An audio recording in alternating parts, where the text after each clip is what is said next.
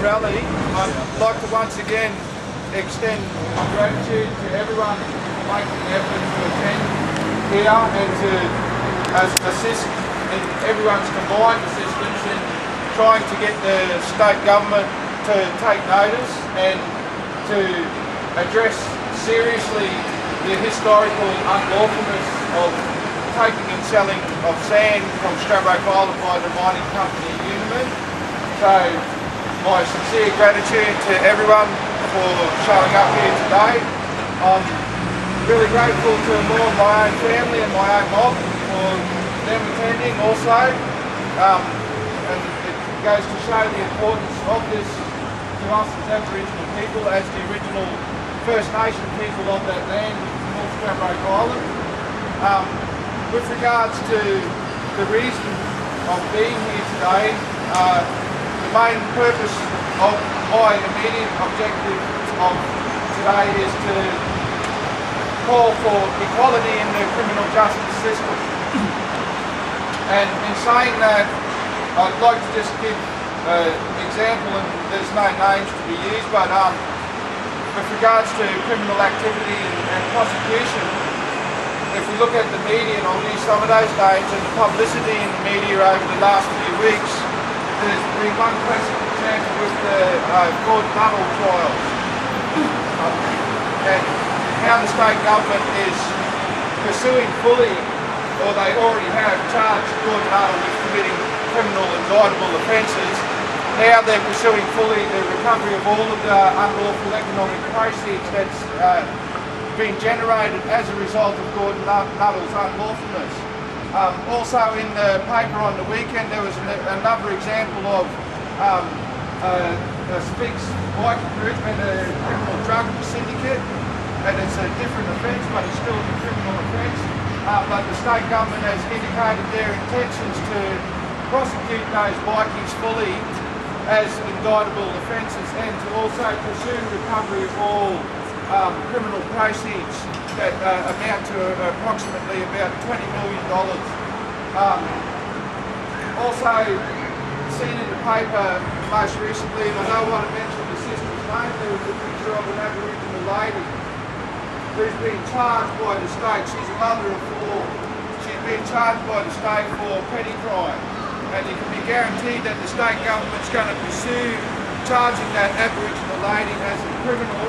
And what will result as a result of the state's efforts is she will become another victim of incarceration within the criminal justice system. And the state has also indicated that they're attempting to pursue recovery of all unlawful proceeds that's been generated as a result of her petty theft. So there's a bit of imbalance there existing within the whole criminal justice system when a mining company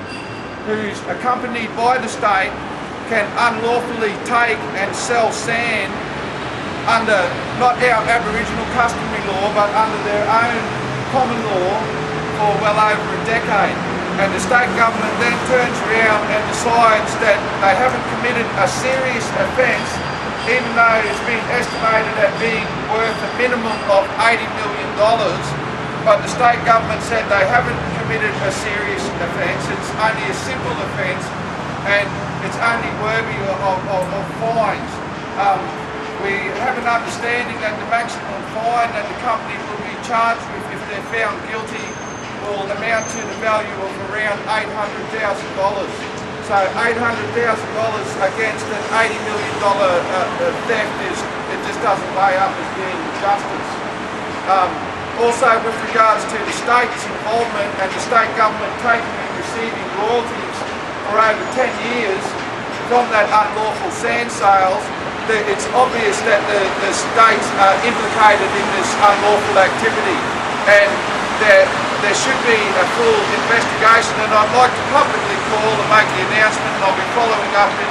trying to bring it about, that there should be an independent investigative inquiry into the state corruption and into this whole unlawfulness that's historically occurred on Straddie Island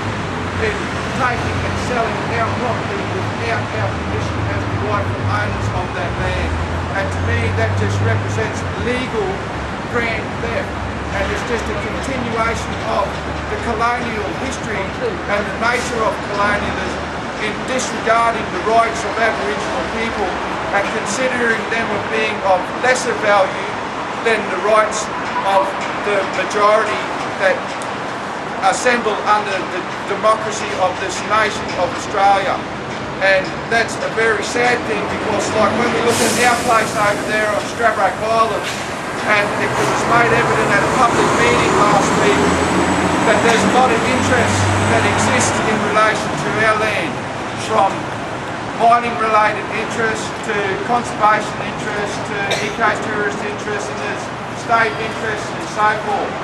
But there's this one major ancient interest, and that interest isn't just an economic interest, it's not just a social interest, it's a spiritual interest and a cultural interest, and it's an ancient interest that is at least, and I dispute the antiquity length of this age, but it is at least 25,000 years old, the interest that our people represent with regards to our land on Straddie Island. With regards to the approach that the state government has taken most recently in declaring what their future proposal intentions are for the use of our land at being a national park, and also for the continuation of sand mining to occur up until 2027, the state is neglecting to address the most serious interest, which is not just an interest, it's a legal reality, which is the Aboriginal land claims over Straddie Island and Quantico Estate for the recognition of Aboriginal rights and the granting